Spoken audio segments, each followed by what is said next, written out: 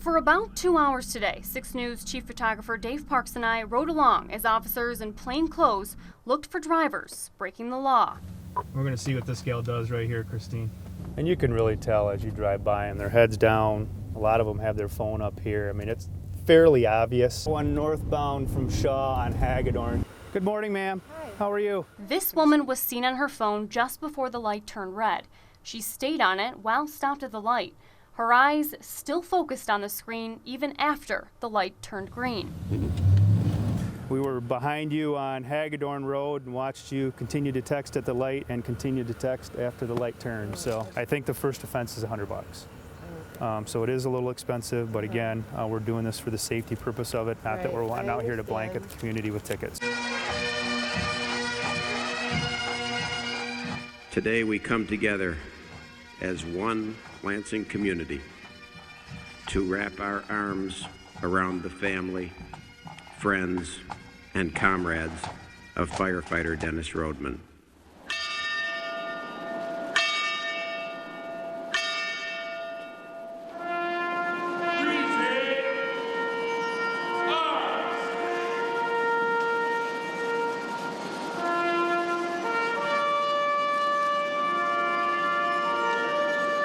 His last alarm, he's going home. Welcome home, Rhodey. Welcome home. A final call with no answer. Thousands in uniform promised to answer that call in Dennis Rodman's memory. Rest easy, brother. We will take it from here. In a grand show of respect, fire departments from across the country filled the Breslin Center with an honor guard standing guard by his casket, bagpipes, and stories of Dennis Rodman's life. Dennis never panicked. You knew that when he was with you, things were going to be okay. The day after an EF1 tornado touched down in the city of Portland, residents are trying to clean the devastation left behind. Major roads are back open and dump sites will be placed around the city for people.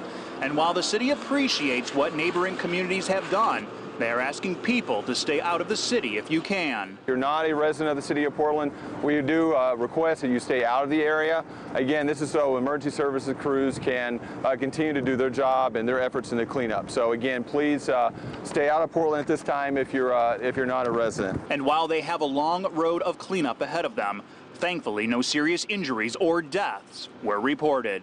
But to save a life means someone has to lose theirs.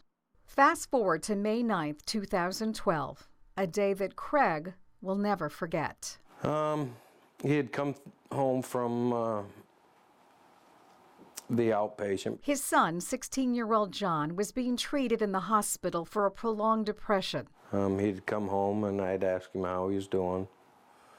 He gave me that teenage look.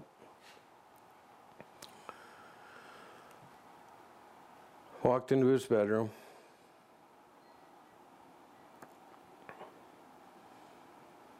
I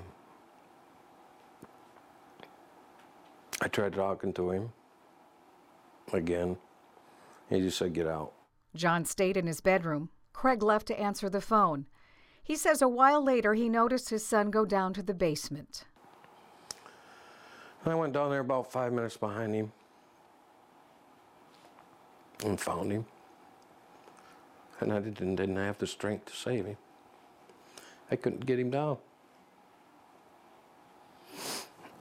Nothing and no one could help him. Near the end, TJ wouldn't consume any calories, nor fat, nor sugar.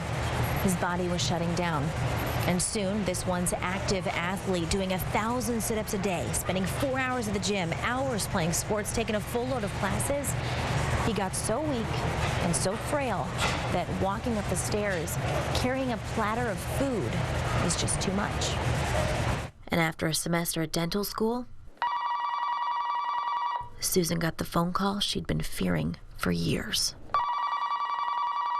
I started screaming, and then my sisters said, "No, no, no." She knew right away. And everybody started screaming and crying, and I tried to his last breath.